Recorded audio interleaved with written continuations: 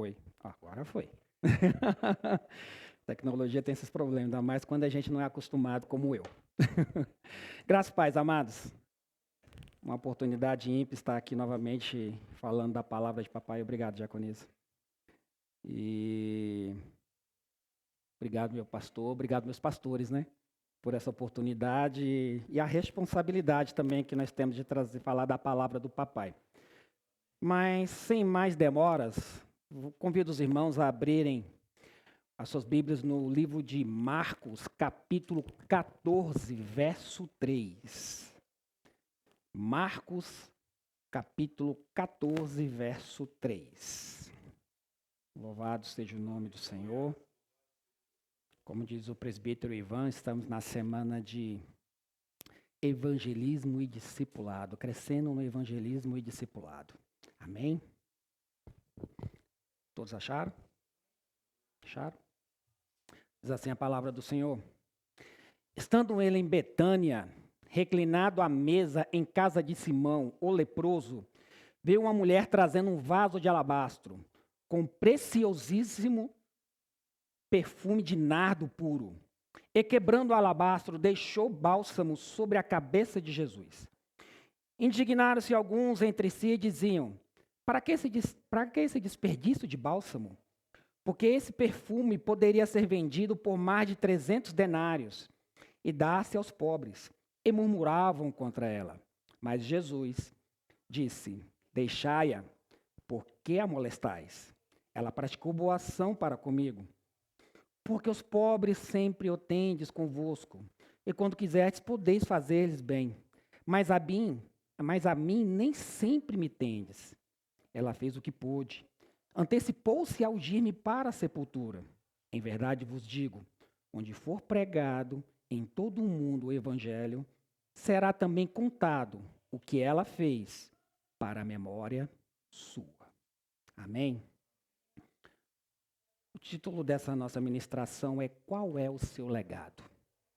Você já pensou nisso? Ultimamente eu tenho pensado nisso. Eu creio que deve ser porque eu estou prestes a aposentar lá no serviço. E, aleluia, e eu já começo a pensar qual é o legado que eu deixei lá. Qual o legado desses anos que eu estava trabalhando, que vai ser deixado? E aí o Espírito Santo me moveu a pensar, qual é o legado que eu vou deixar para o reino de Deus aqui na terra? Qual é o legado se Jesus não voltar? Se eu morrer antes de Jesus voltar? Qual o legado que eu vou deixar para minha esposa, para os meus filhos, para a minha parentela, para os meus irmãos em Cristo, para aqueles que eu evangelizei, para aqueles que caminharam comigo e discipulado? Qual o legado que eu vou deixar? Qual o legado de nós, como discípulos de Cristo, vamos deixar aqui na terra? Qual é o legado? Essa mulher, desse texto aqui, como diz o verso 9, que Jesus fala, onde for pregado em todo o mundo o evangelho, será também contado o que ela fez. Ela deixou um legado. Porque para contar isso, é em memória dela. Mas a gente precisa entender, quem é essa mulher? O que ela fez para deixar esse legado? O Evangelho de Mateus, capítulo 26, e Marcos, capítulo 14, que é o texto que nós lemos, fala dessa mulher também. Em João 12 também fala dessa mulher. Só que em Mateus 26 e Marcos 14 não fala qual o nome desta mulher. Já em João 12 fala qual é o nome dessa mulher. É Maria, irmã de Lázaro, irmã de Marta. E é interessante a vida dessa mulher, que essa mulher aparece em 3 episódios distintos nos evangelhos. E os 3 episódios distintos, ela está aos pés de Jesus. No primeiro episódio, ela está para aprender de Jesus. Isso está em Lucas capítulo 10, verso 39. Diz assim, tinha ela uma irmã chamada Maria, e esta quedava-se assentada aos pés do Senhor, a ouvir-lhe os ensinamentos. Aqui é aquele episódio que Marta está agoniada com as coisas de casa, porque tem Jesus lá, está recebendo Jesus, está recebendo os discípulos. Provavelmente estava agoniada também em fazer o alimento, em arrumar a casa. E Jesus falou para Marta: te acalma, Marta. Maria, ela escolheu a boa parte, e essa não lhe será tirada. Não existe, amados, lugar melhor para se aprender, senão aos pés de Jesus. Ensinamento de vida eterna, não existe melhor lugar para se aprender, senão aos pés de Jesus. Sabedoria celestial, não existe melhor lugar para aprender, senão aos pés de Jesus. Você nunca estará num lugar tão alto, senão aos pés de Jesus para aprender. O segundo episódio que aparece essa mulher, ela está chorando aos pés de Jesus. Em João capítulo 11, verso 32 e 33, diz assim: quando Maria chegou ao lugar onde estava Jesus, ao vê-lo, lançou-lhe aos pés, dizendo: Senhor, se estiveras aqui, meu irmão não teria morrido. Jesus, vendo-a chorar, e bem assim os judeus que o acompanhavam, agitou-se no espírito e comoveu-se. Amados, esse aqui é o episódio exatamente da morte de Lázaro. E às vezes a gente pensa que só porque a gente é crente, a gente não pode chorar porque perdeu um ente querido. Não. A perda de um ente querido é um momento de saudade, é um momento de angústia, é um momento de aflição. Mas não existe lugar melhor para chorar se não for aos pés de Jesus. Porque Jesus é a melhor fonte de consolo para curar as dores da nossa alma. O outro episódio que Maria está aos pés de Jesus é o texto que nós lemos. E agora Maria está aos pés de Jesus para agradecer.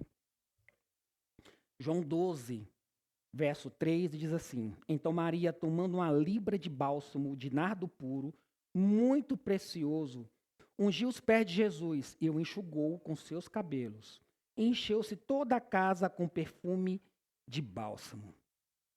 Maria agora está aos pés de Jesus para agradecer o maior milagre que Jesus fez na sua caminhada aqui na terra, que foi a ressurreição de Lázaro.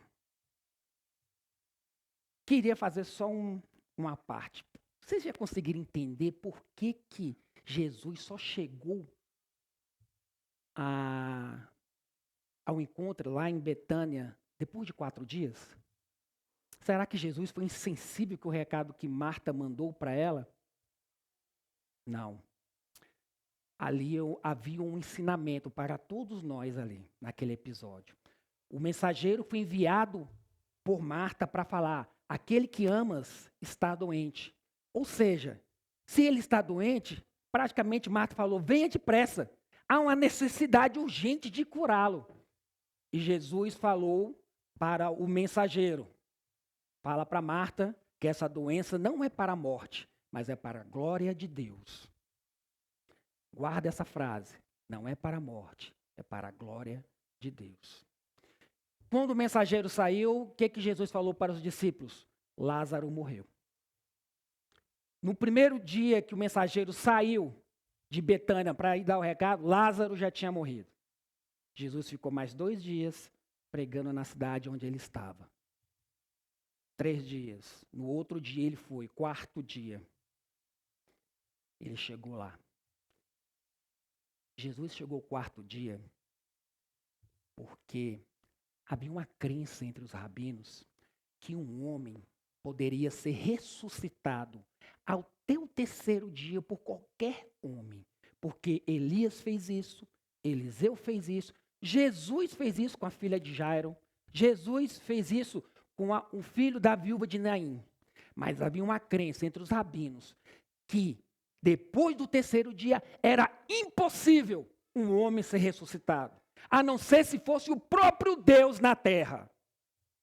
Jesus ressuscitou ao quarto dia para mostrar à nação de Israel que ele era um Deus vivo, caminhando entre eles. Era um Deus, a imagem do Deus invisível, caminhando entre eles. Por isso que Jesus falou, a doença não é para a morte, mas é para a glória de Deus. Amém? Voltando aqui. Amados, não existe lugar melhor para se estar, para aprender, para chorar e agradecer, senão aos pés de Jesus.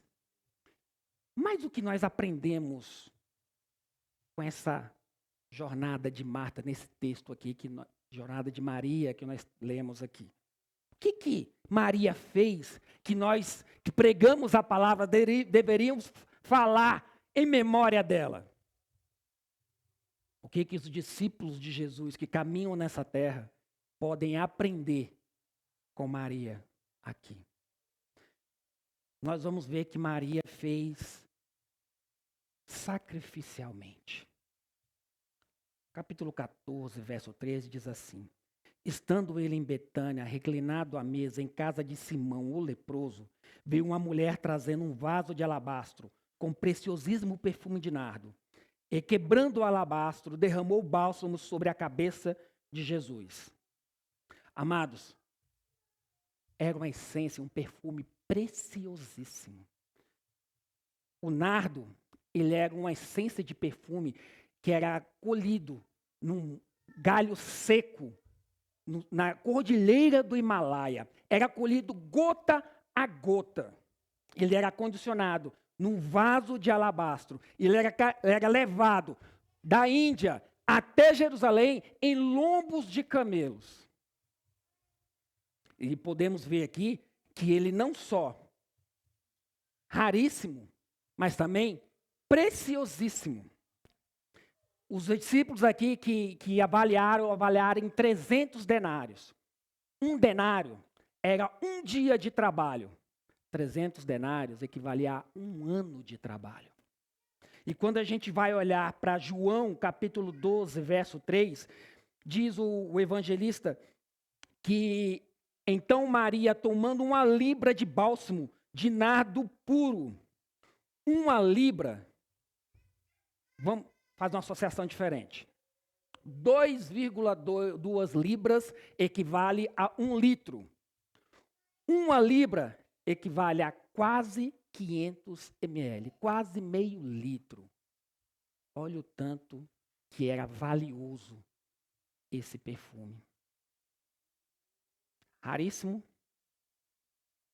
preciosíssimo e valioso. Mas será por que Maria guardava esse perfume? Por que Maria acondicionava ele? Aí a gente precisa entender um pouquinho mais de cultura judaica. Na cultura judaica, quando a criança passava a ser mocinha, ela já começava a se preparar para o maior e melhor dia da vida dela, que era o seu casamento e suas núpcias. Então ela já começava a preparar os aromas que ela iria utilizar no dia das suas núpcias. E Maria estava há anos e anos reservando esse perfume para as suas núpcias, quando ela casasse. Mas Maria, ela fez sacrificialmente para Jesus.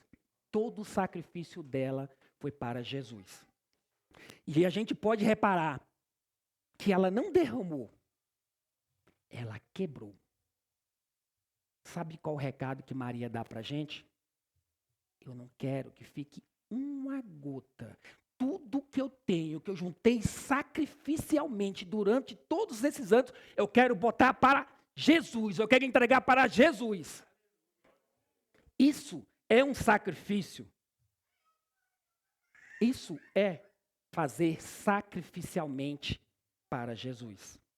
Aí eu te pergunto, meu amado, o que você está fazendo para Deus, para o reino de Deus, que leva o selo de sacrificial?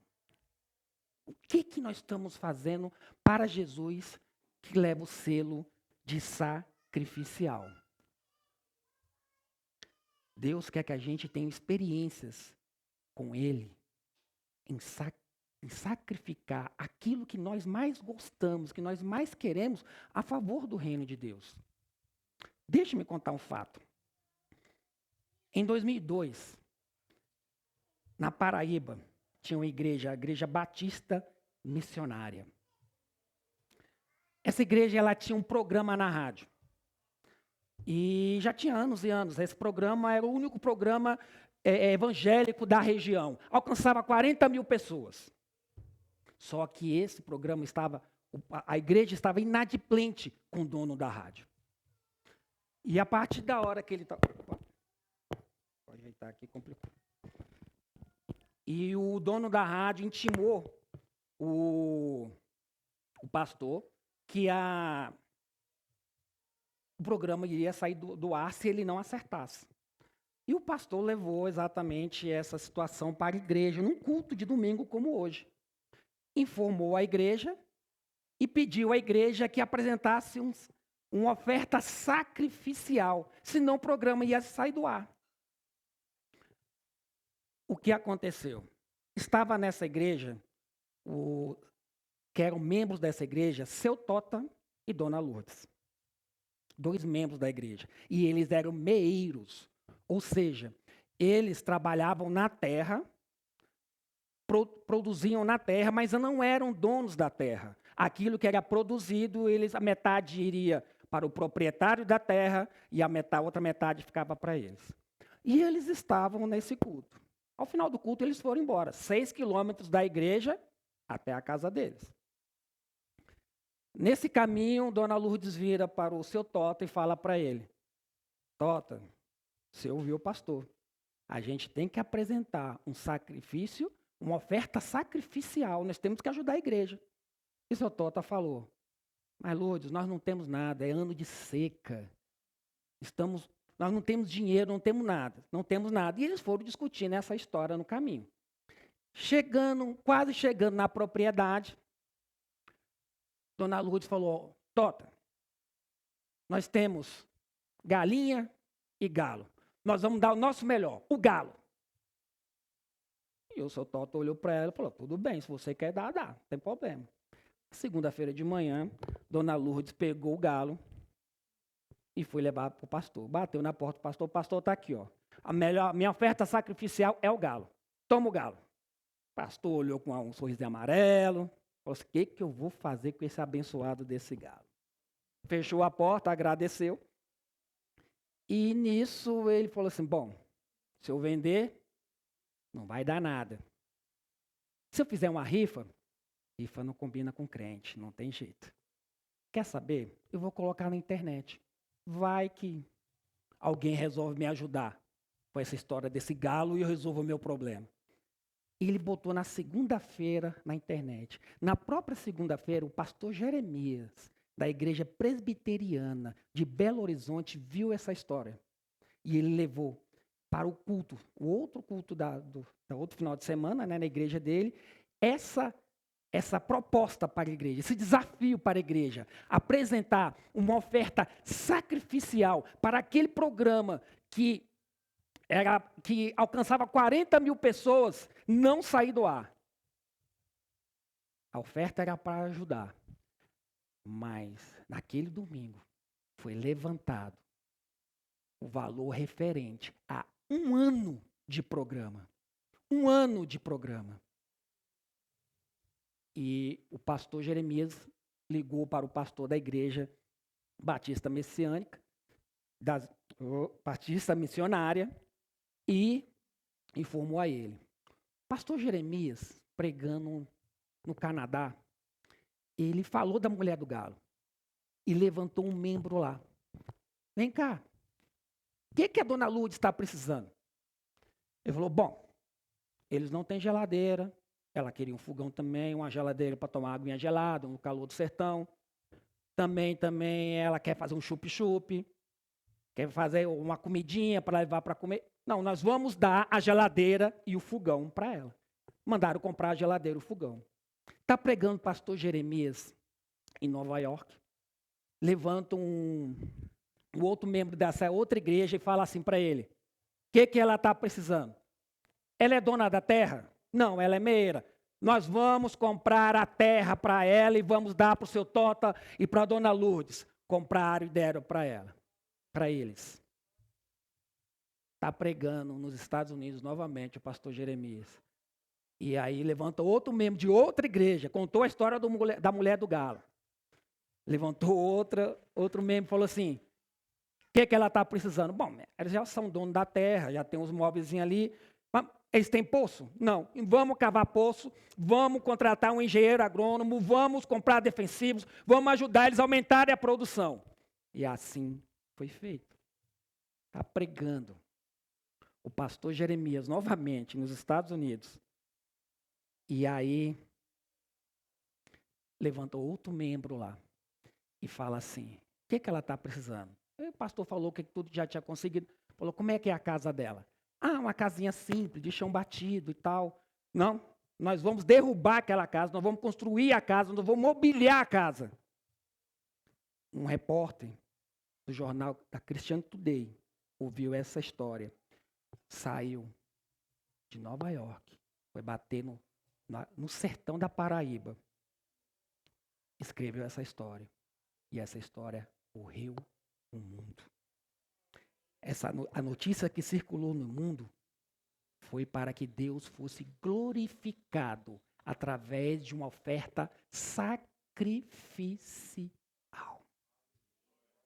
O casal pobre ofereceu uma oferta sacrificial. Deus, sem esperar nada em troca, deu para que o evangelho continuasse sendo proclamado. Deu para a glória de Deus. E Deus honrou esse casal e multiplicou a sua sementeira.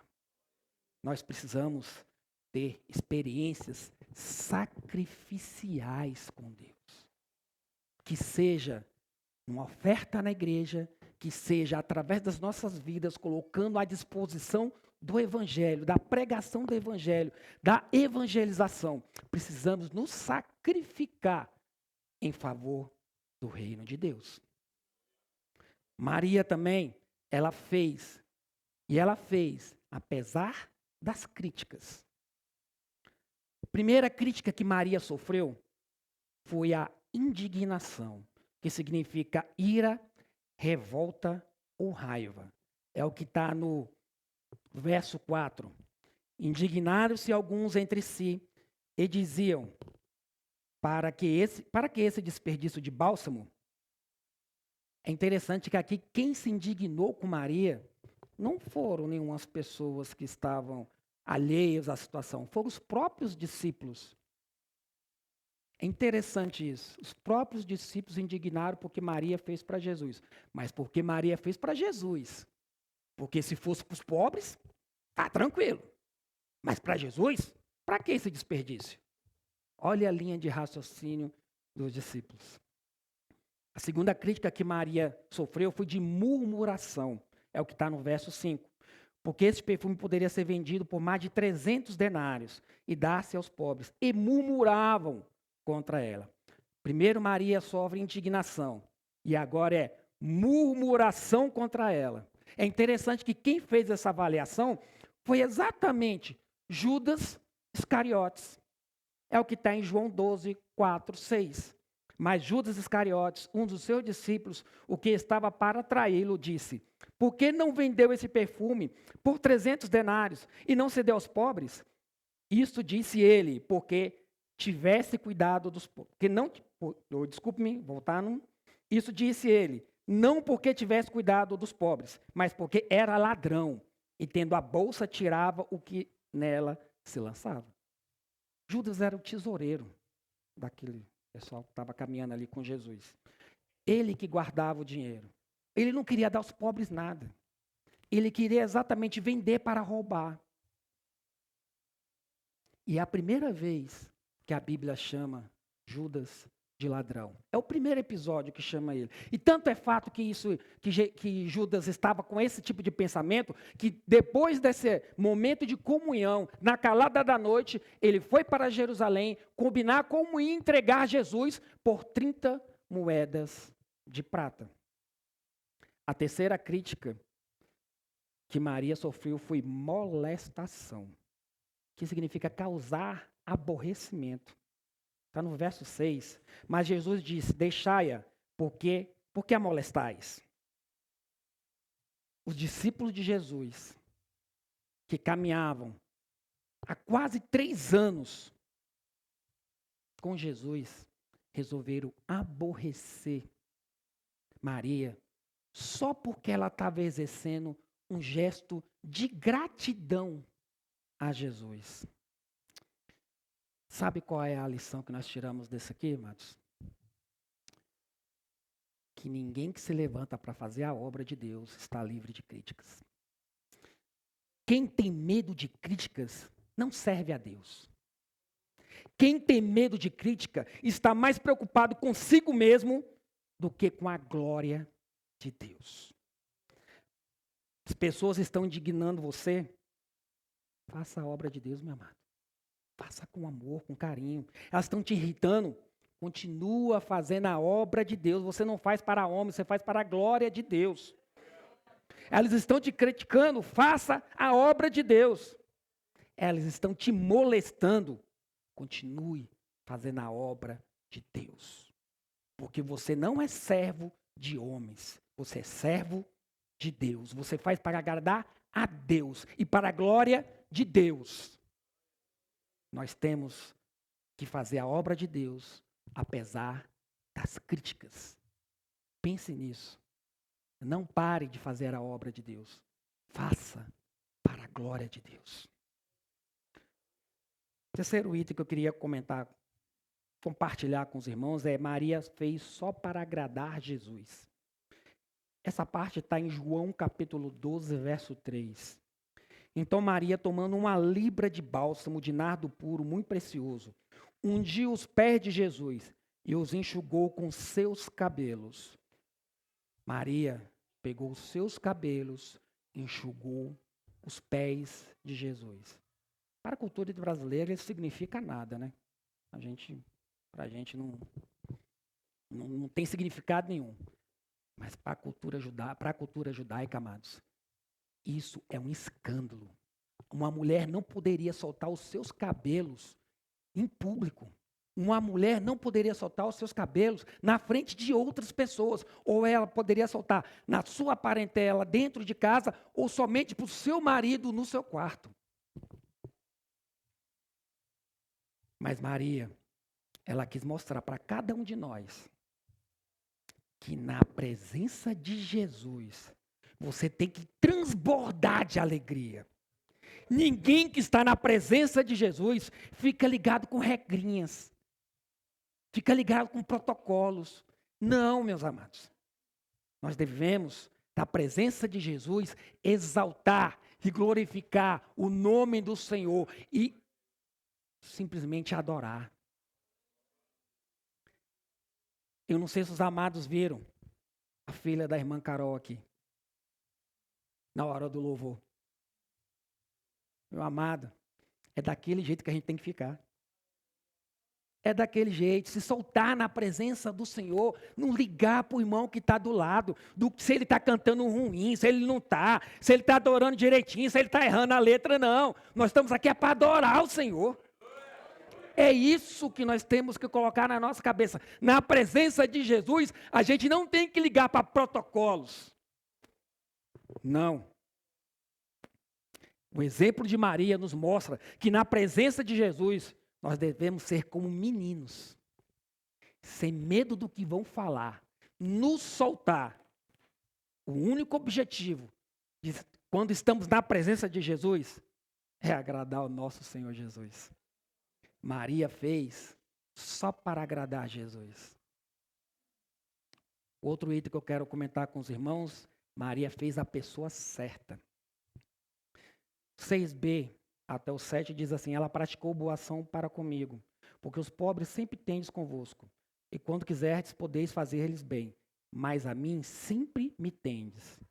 É interessante que Jesus fala que nesse momento não era para dar assistências aos pobres, não era para vender. Mas será que Jesus está falando que não é para a gente dar uma assistência aos pobres? Mateus capítulo 25, verso 41 e 45, tem uma cena do juízo ali que fala exatamente dos pecados de omissões para com os pobres. Diz assim, a partir do 42 eu vou ler. Porque tive fome e não me destes de comer, tive sede e não me destes de beber, sendo forasteiro não me hospedastes, estando nu não me vestistes, achando-me enfermo e preso não foste me ver-me. Eles lhe perguntaram, Senhor, quando foi que te vimos com fome, com sede, forasteiro, nu, enfermo ou preso, e não te assistimos? Então ele responderá, em verdade vos digo, que sempre que o deixasses de fazer a cada um desses pequeninos, a mim deixastes de fazer. Esse ponto, meus amados, deixar bem claro uma das coisas que é chamada a doutrina da salvação. Nós prestamos assistência aos pobres, nós auxiliamos pobres, não para ser salvo. Somos salvos pela graça. Nós fazemos porque já somos salvos. Os pobres sempre terá. Daqui a 50 anos, daqui a 100 anos, se Jesus não voltar, terão os pobres. E a igreja sempre vai ter que prestar assistência aos pobres, que é uma das obrigações da igreja. Mas naquele momento, Maria entendeu que o melhor deveria ser colocado a serviço de Jesus. Tem coisas na vida que a gente tem que optar. Muitas das vezes a gente tem que colocar o nosso melhor para Jesus, não dispensando a assistência aos pobres, que é uma obrigação da igreja. Amém? Maria fez o que pôde. No 14:8a diz assim, ela fez o que pôde. Vou fazer uma pergunta para você, meu amado. Você tem feito para Jesus o que você pode? Você tem feito para o reino de Deus o que você pode? Às vezes a gente faz, né? Mas faz relaxadamente. A gente faz, mas não faz de todo o coração. Faz, mas não faz tudo o que pode. Às vezes a gente não faz com a motivação certa. Deixe-me contar um outro fato. Hoje eu estou cheio de história para contar, né? Em 1723, na Alemanha, começou um movimento de oração e avivamento. O movimento durava 24 horas por dia, sempre tinha alguém orando. É o movimento dos moravianos. Esse movimento era composto de pessoas pobres, camponeses, operários, pessoas que realmente não tinham como dinheiro para sustentar, mal se sustentarem, mal se subsistirem. A cada 18 pessoas sustentava um missionário fora da Alemanha, que levava a palavra de Deus, evangelizava aquele povo mais longínquo, aquele povo que não conhecia a Cristo. A cada 18 pessoas. E quando a pessoa não trabalhava, ela se vendia como escrava para poder pegar o dinheiro, pagar a passagem e passar o resto de sua vida como escrava, somente para evangelizar, somente para falar de Cristo, somente para falar a palavra de salvação. Quando se perguntava para o moraviano o que é ser moraviano, sabe o que ele respondia? Ser um moraviano e promover a causa global de Cristo são a mesma coisa. Os moravianos eles levaram bem a sério o versículo de Romanos capítulo 12, verso 1. Apresentei os vossos corpos em sacrifício vivo, santo e agradável a Deus. Às vezes, quando eu olho essa história que eu estava meditando, já tinha uns dias, até comentei com o pastor Diel e com o presbítero Ivan, eu fico perguntando, eu estou precisando me converter. O que eu estou fazendo para o reino de Deus? O que é que eu estou fazendo pela causa de Cristo? O que eu estou fazendo para o avanço do Evangelho? O que nós estamos fazendo para aquelas pessoas que não conhecem a Cristo, conhecerem a Cristo e acharem o caminho da salvação. O único caminho em que o caminho é estreito e a porta é estreita. Maria fez o que pôde. Maria fez no tempo certo. 14:8b diz assim: antecipou-se a ungir-me para a sepultura. Aqui, amados, nós temos uma lição preciosíssima. Como a gente sabe, o ministério de Jesus, durante a caminhada dele de 3 anos, naquela região da Galileia, ele foi um missionário. Passou de cidade em cidade, pregando a salvação. A palavra da verdade é a salvação. Aquela caravana composta por Jesus, mais 12 discípulos e alguns outros que caminhavam, eles eram sustentados por algumas mulheres. Maria, chamada Madalena, Joana, mulher de Cusa, Susana e muitas outras as que lhe prestavam assistência em seus bens. Muitas outras a gente não sabe a quantidade. Mas elas sustentavam com alimentos, com roupas, com calçados, durante toda essa jornada missionária de Jesus. Quando Jesus anunciou que ele iria para Jerusalém para ser preso e ser morto, estavam os discípulos e essas mulheres, elas ouviram também. Quando Jesus estava, desculpe, quando Jesus foi crucificado, estava João e essas mulheres também. Agora, uma coisa importante que nós devemos entender aqui, está em Lucas 23, 55, 56. As mulheres que tinham vindo da Galileia com Jesus, seguindo, viram o túmulo e como o corpo fora ali depositado. Então se retiraram para preparar aromas, bálsamos e no sábado descansaram, segundo o mandamento. Elas viram onde e como Jesus foi sepultado. Só que Jesus morreu às 3 horas. Ok. O sábado judaico, ele começa às 6 horas da sexta-feira. Ou seja, entre 3 horas e às 6 horas, tinha que José de Arimateia e argumentar com Pilatos, pedir o corpo, tinha que, ao pegar a autorização de Pilatos, tinha que descer da cruz, limpar o corpo, passar aromas, passar a faixa, levar para o túmulo, enterrar, rolar a pedra. Vocês há de convir que 3 horas não dá tempo, né? Não dá tempo de fazer isso tudo. Não deu tempo. Por isso que elas viram aonde e como. Mas elas não poderiam fazer nada no sábado, porque o sábado era guardado segundo o mandamento. Então elas só poderiam fazer alguma coisa com relação a passar os aromas no corpo de Jesus somente no domingo, que começava no sábado às 6 horas. No domingo às 6 horas elas foram comprar. E de madrugada elas foram ao túmulo de Jesus.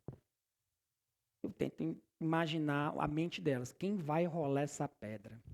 Quem vai rolar essa pedra para a gente ir lá passar os aromas no corpo de Jesus? Só que elas chegaram lá, o túmulo estava aberto. Entraram, não viram o corpo. E quando saíram, tinha um anjo na frente do túmulo.